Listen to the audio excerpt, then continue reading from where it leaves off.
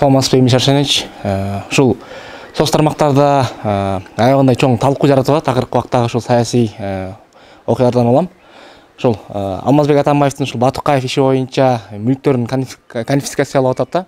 Анан ошолордун катарында ушул үй дагы атасы салган үй да атат. Анан бул боюнча сиздин пикириңиз кандай? Мурунтан айтканда, бул үйдү согуштан кийин чоң атам бул үйдү салган 50-жылдар. Ага чейин берде эскирээк үй бар болчу да. Биякта байкем, атам, балдары бияктан төрөлгөн, мен да бияктан төрөлүп чоңойдум.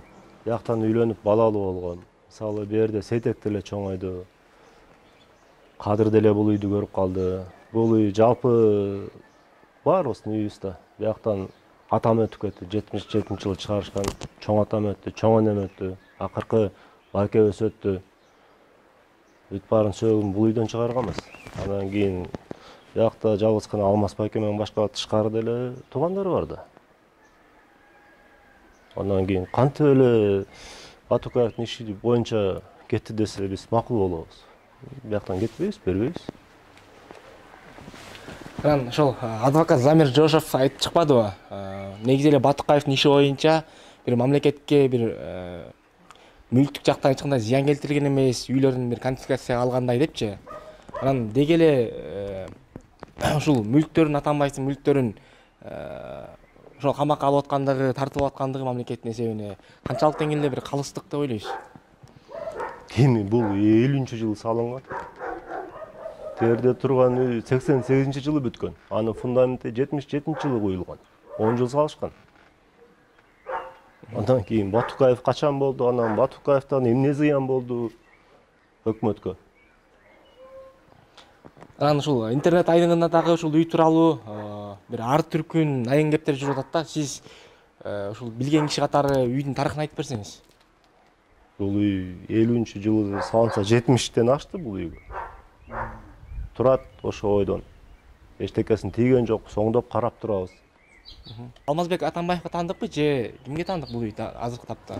Бул үй Сейитке жазылган. 90-жылдары Сейитке өткөн. Сейиттин атында бул да үй, тигил үй экөө тең бир короодо. Андан кийин эми Батукаевди Сейит чыгарыптырбы? Же Сейитке бир иш барбы? Түшүнүктүү.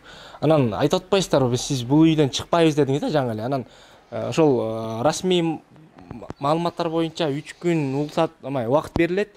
Эгерде ушул убакытта чыкпаса, маселен кой таштагы үй боюнча да бир күч колдонуу аркылуу чыгарганга аргасыз болобуз, мүлктөрүн чыгарып кетипсе деп атат. Анан бул жакка келип күч колдонсо сиздерден кандай жооп болуш мүмкүн? Эми кой таштагы үй ал башка. Бул үй болсо ата бабабыздан калган үй. Түпкү тамырыбыз биякта, бүт баарыбыз ушул жактан төрөлүп чоңойдук.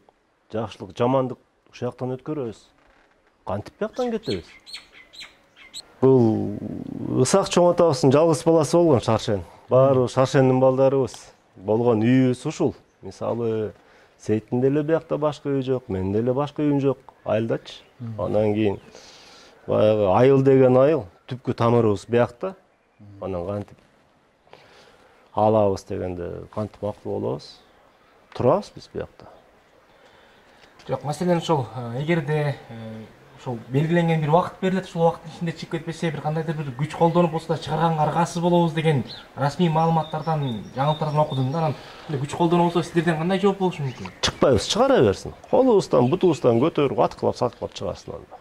Сиз айтып атпайсызбы азыр, мамлекетке өткөн депчи. Бирок мамлекеттик мүлк фондунун башчысы Мирлан Бакиров 31-майда кабар агенттигине түшүндүрмө берип, соттун аткаруу тизмесинде Арашандагы үй жок экенин, сөз жер тилкеси тууралуу жүрүп жаткандыгын айтты да. Анан булга кандай дейсиз? Кагаз түрүндө көргөзүшпөйбү? Жөн эле сөз түрүндө айтып койду ошондо ал жакка. Кагаз түрүндө көрбөйлүбү анда? Өттү, өткөн жокпу деп аны Бабаминский госрегистрден чыгарып көргөзсө болот да. Өткөндө канча убакыт болду, эгер так билсеңиз балким? Өткөн айда өттү, апрелде чечим болгондо. Анан Алмаз Саршеновичке азыркы тапта баягы жолугуп, алабалын сурап атасыз да. Кирип турабыз. Айтып берсеңиз. Эми өзү деле акыркы айтпадыбы? Үйүмдү алла, жеримди алла, мүлкүмдү алла, бирок духумду албайсыңар деп. Ал киши ошондой сынбайт.